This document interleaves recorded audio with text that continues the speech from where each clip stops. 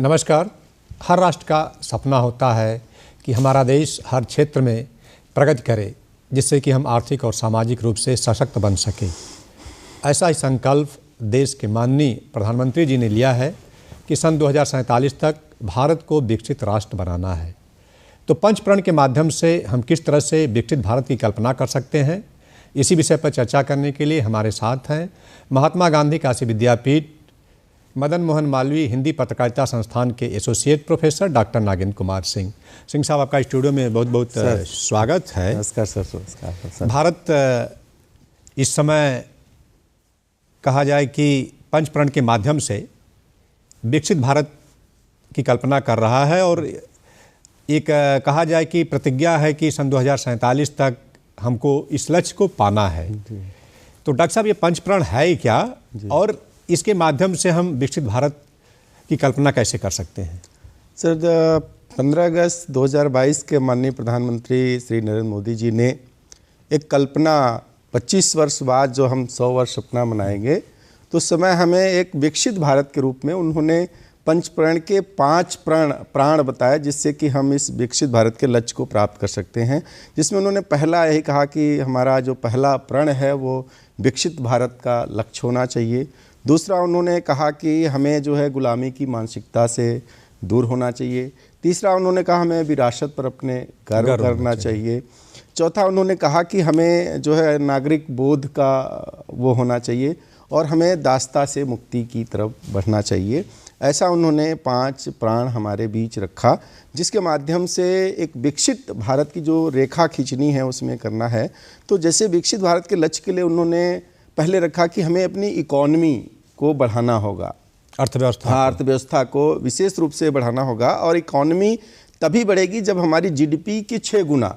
वैसे तमाम अर्थशास्त्रियों ने इसकी कल्पना को असाध्य बताया, लेकिन भारत की ये हमेशा विरासत रही है कि किसी भी लक्ष्य को प्राप्त करने में मुश्किल नहीं रहा। जैसा माननीय प्रधानमंत्री जी के आने के बाद हम देखते हैं कि देश की कई विकट समस्याएं जो कि हम लोग असंभव मानते थे, जैसे चाहे वो राम मंदिर का मुद्दा हो, चाहे 370 का मुद्दा रहा हो, ऐसे में अर्थव्यवस्था को भी 6 गुना बढ़ाना, जीडीपी को बड़ा मुश्किल कार्य नहीं लगता है कि माननीय प्रधानमंत्री जी के नेतृत्व में यह भी लक्ष्य हम आसानी से प्राप्त करेंगे।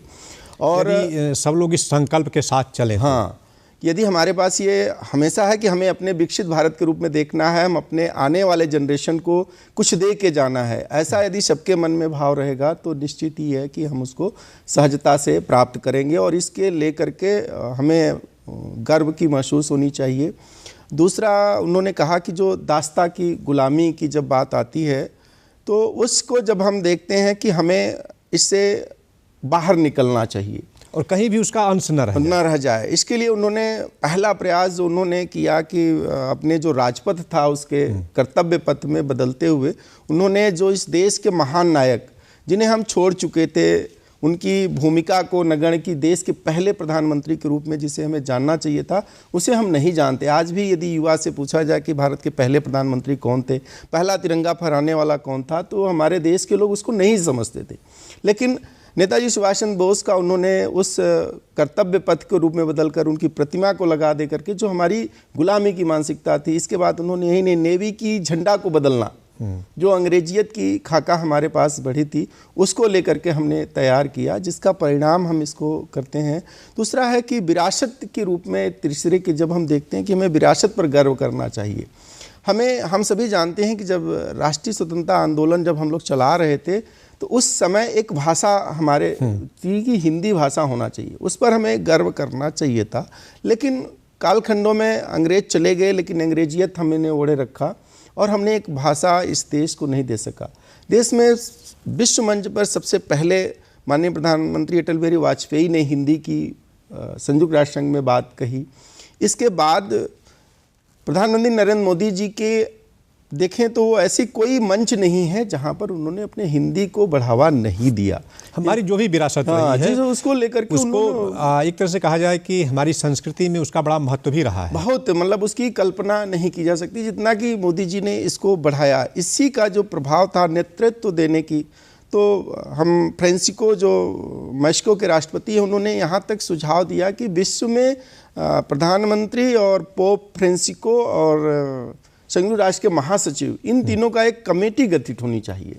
उस कमेटी के माध्यम से हमें जो इस विश्व में जो अराजकता फैली हुई है, अशांति फैली हुई है, उस पर इनका नेतृत्व, ये मेरे अपने विरासत का देन है कि हमारे जो बीच में रहा उसको लेकर के आज प्रधानमंत्री जी उस विरासत पर चले आ रहे हैं। इसके बाद नागरिक की जो बोध आती है कि हमें करना, तो हमें नागरिक बोध तभी होगा कि हमें हर चीज़ को अपना समझना पड़ेगा।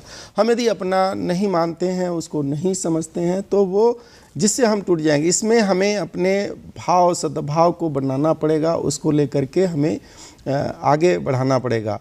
मतलब हर नागरिक का कर्तव्य हो कि राष्ट्र निर्माण में हम एक कदम आगे बढ़ें। बिल्कुल बढ़ें। तो उसको लेकर के हम कर सकते हैं।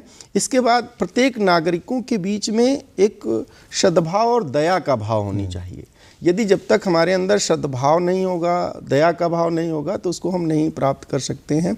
इसके बाद माननीय प्रधानमंत्री जी का एक बहुत बड़ा जो हमें क्यों हम विकसित नहीं हो पाए आज तक, ऐसा क्यों रहा, तो उसके लिए उन्होंने बताया कि सबसे बड़ा कारण हमारे देश की एक भ्रष्टाचार थी, दूसरा था वंशवाद था, तीसरा परिवारवाद। इन्होंने 3 पर बातें की कि जिसके कारण हम आज विकसित भारत के रूप में नहीं पहुंच सके। यदि हमें विकसित भारत के रूप में पहुंचना होगा तो हमें इन 3 चीज़ों से दूर रहना होगा। आज भी हम देखते हैं कि चाहे राजनीतिक रूप से, चाहे सामाजिक रूप से हो, चाहे वो सांस्कृतिक स्वरूप से हो, यहाँ तीनों जगह हम उस प्रभुत्व को आज भी हमें दिखाई पड़ता है। लेकिन वर्तमान सरकार ने ऐसी स्थितियां बनाई कि हम इन तीनों सामाजिक, राजनीतिक और सांस्कृतिक रूप से एक साथ विकास कर रहे हैं। और इसमें हर युवा का, जैसे कल ही हमने देखा कि एक प्रयागराज की लड़की है जो कि राम मंदिर के फ्लैग को लेकर फ्लाइट से जंप करती है। ये विकसित राष्ट्र की एक कल्पना है जहां अपनी शक्ति और संपन्नता के बीच में हम बढ़ रहे हैं सर। और एक बात उन्होंने कही थी, एकता। जी, अगर हमको विकसित भारत के लक्ष्य को पाना है तो एकता भी जरूरी है। एकता इसलिए बहुत जरूरी है क्योंकि हमारे अंदर जब इस देश की आज़ादी मिल रही थी तो उस समय जातीय समीकरण और सामाजिक जो विवाद इतना लंबा खाई अंग्रेजों ने खींच के गया, इसके लिए उन्होंने कहा कि हमें कुछ चीज़ें छोड़नी पड़ेगी, हमें छोड़ करके एक साथ आना पड़ेगा। और यदि हम उसकी एकता में विश्वास रखते हैं तो हमें अपनी भावनाओं को भी छोड़ना पड़ेगा कि हमारा ये नहीं, हमारे लिए सब एक हो। इस भाव से लेकर के, चूँकि हम सभी जानते हैं कि हमारी विविधता में एकता का जो स्वरूप आता है, जैसे अभी AI का जो जिक्र आया कि अभी जब माननीय प्रधानमंत्री जी ने तमिल संगमम की जब बात आती है, वहाँ नमो घाट पर उन्होंने उद्घाटन किया, तो आर्टिफिशियल इंटेलिजेंस की जब बात आई तो उन्होंने हिंदी में वक्तव्य दे रहे थे और तमिल के लोग उसको समझ के उस पर अपना अभिव्यक्ति तुरंत प्रतिक्रिया दे रहे थे। तो इसका आने वाला समय इतना अच्छा होगा कि ये जो AI है, हमें निश्चित है कि भारत के हर कोने को जोड़ने में मदद करेगा। अब तमिल हो, तेलुगु हो, कन्नड़ हो, मलयालम हो, आने वाला वो समय दूर नहीं कि जब हम एक भाषा में बात करने वाले सभी को एक साथ जोड़ सकते हैं, पिरो सकते हैं। तो यह काम भी ये विकसित भारत की, मतलब न धर्म के आधार पर भेद हो, न भाषा के आधार पर हो, न जात के आधार पर हो, सबको एक यूनाइट होना पड़ेगा। हमें सबसे पहले राष्ट्रबोध होना चाहिए कि हम भारत के हैं, भारत सर्वप्रथम हो, उसके बाद तो हमारी धर्म आती है, हमारी जातियाँ आती हैं, हमारी संस्कृतियाँ आती हैं। हमारे सर्वोपर राष्ट्रबोध हमारे लिए सर्वोपरि है। और जिसकी कल्पना की AI आ जाने के बाद जो है, तो निश्चित है कि हम आने वाले समय में देखेंगे कि शैक्षणिक संस्थान भी इससे अब अछूती नहीं रहेंगी, सार्वजनिक प्लेस पर भी अब अछूता नहीं रहेगा। तमिल का जो हमारा भेद था कि हम भाषा से दूर भागते थे, उनसे अपना संपर्क नहीं कर पाते थे, तो उत्तर और दक्षिण के बीच जो एक खाई बनी थी। और ख़ास करके हम देखते हैं कि जब भी ऐसी चीज़ें आती है तो उस समय हमारे देश के प्रधानमंत्री हमेशा एक नए भारत के रूप में, जो उनकी अवधारणा है कि एक समृद्ध भारत, आत्मनिर्भर भारत और सशक्त भारत कैसे हो सकता है, वह तभी होगा जब हम अपने पंच प्रण हम अपना लेंगे। और उस अपनाने के बाद आने वाला जो समय हो, उस पर हमें एक समय ऐसा हो कि हम अपने भारत के बारे में भी सोचें। डॉक्टर साहब, एक विकसित राष्ट्र का कंसेप्ट क्या होता है, इस सफ़र को हम कैसे हासिल कर सकते हैं? सर देखिए, एक विकसित राष्ट्र के हम 3 डायमेंशन देखने, एक तो आर्थिक रूप से सबको सबल बनाना है, दूसरा है कि हमें सामरिक शक्तियों से भी संपन्न होना होगा। और हमें तीसरा है कि अपनी परंपराओं और विरासत पर हमें अपने आप को अभिमान, उसका भी संरक्षण करना है। यही विकसित भारत का, आज भी जो भी राष्ट्र हैं जिन्हें हम अपने विकसित की श्रेणी में देखते हैं, इन तीनों को वो बराबर बनाए हुए हैं। तो जिसके पास अर्थ होगा उस इकोनॉमी को लेकर के वो अपने अर्थ को बनाए हुए हैं। दूसरा, हम अपनी शक्ति, सामरिक शक्ति के रूप में हम आगे बढ़े हैं और अपनी विरासत पर धीरे धीरे जो कि हमसे छूट चुके थे, चाहे वो श्री राम मंदिर हो, 370 हो, जिसको हम कश्मीर में हम स्वर्ग की धरती कहते थे, उसको हमने भूल चुके थे, भूल रहे थे। लेकिन उन सभी विरासतों को एक साथ करना, जितने हमारे धार्मिक संस्थाएं हैं उनका जीर्णोद्धार करना, यह सब हमारे विकसित भारत के संकल्प के मार्ग को प्रशस्त करते हैं। डॉक्टर साहब, भारत युवाओं का देश है जी, और कहा जाता है कि किसी भी राष्ट्र निर्माण में युवाओं का महत्वपूर्ण भूमिका होता है। तो विकसित भारत में युवाओं की किस तरह से भूमिका हो सकती है? सर देखिए, जो भी कुछ है उसकी रचना युवा के कंधों पर ही होता है। और युवा, ये कहना कि अवस्था से युवा नहीं होना चाहिए, मतलब कल्पना नहीं करना चाहिए, वो उसके मस्तिष्क और उसकी आत्मबल ही उसका युवापन बनता है। तो युवाओं की सबसे बड़ी भागीदारी होती है कि वो जिस क्षेत्र में हों उसके राष्ट्र निर्माण में उनकी योगदान तब बन जाती है कि जब हम तो इस चीज़ का उपभोग कर रहे हैं, लेकिन हमारा इस चीज़ को हम कैसे उपभोग के रूप में देंगे। जैसे अभी हमने जब G20 सम्मेलन किया तो एक परिवार और एक धरती की बात की कल्पना की गई और सब वसुधैव कुटुंबकम, हाँ, वसुधैव कुटुंबकम की अवधारणा आएगी। तो इसके पीछे थीम यही है कि हमने जो उपभोग किया आने वाले को क्या दे सकते हैं। तो ये हर भारत के युवाओं को ये सोच होनी चाहिए कि हमें उपभोग के साथ साथ इस देश को हमें क्या दे के जाना है, उसकी अपने मन से प्रण कर लें कि हमारा लक्ष्य ये नहीं है कि हमें नौकरी प्राप्त कर लेना है, मेरा लक्ष्य ये नहीं है कि हम जो है केवल अपने परिवार को देख लें, मेरा लक्ष्य है कि मुझे मातृ ऋण भी चुकाना है, पितृऋण के साथ से इस समाज ऋण में हमने क्या देना है, इसकी भी कल्पना आनी चाहिए, जिसकी धीरे धीरे अब सीमाएं खींची जा चुकी है।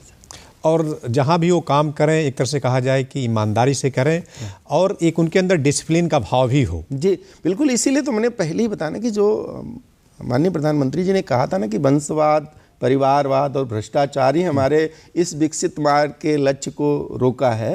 तो वही है उनके कि आप जिस स्थान पर उसमें ईमानदारी रहे, उसमें आपकी प्राथमिकताएं परिवार नहीं होनी चाहिए, उस समय आपकी प्राथमिकताएं राष्ट्र होनी चाहिए, उस समय आपकी प्राथमिकता समाज होना चाहिए और उस समय प्राथमिकता आपका भविष्य होना चाहिए कि हम भविष्य में आने वाली पीढ़ी को क्या दे रहे हैं। ये हमारे विकसित भारत का लक्ष्य बनना चाहिए। ठीक है डॉक्टर साहब, अगर देश के लोग ये संकल्प ले लें या ये पंचप्रण को अपना लें तो निश्चित ही है कि हम सन 2047 तक विकसित भारत की कल्पना जो है वो पूरा कर सकते हैं। आप एक महत्वपूर्ण विषय पर चर्चा के लिए स्टूडियो में आए, इसके लिए आपका बहुत बहुत धन्यवाद। नमस्कार सर। धन्यवाद सर।